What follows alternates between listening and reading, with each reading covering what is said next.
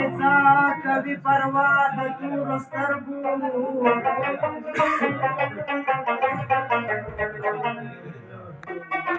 زخاطر د دګجالو سلې وې ودولې کېنه زه کېنه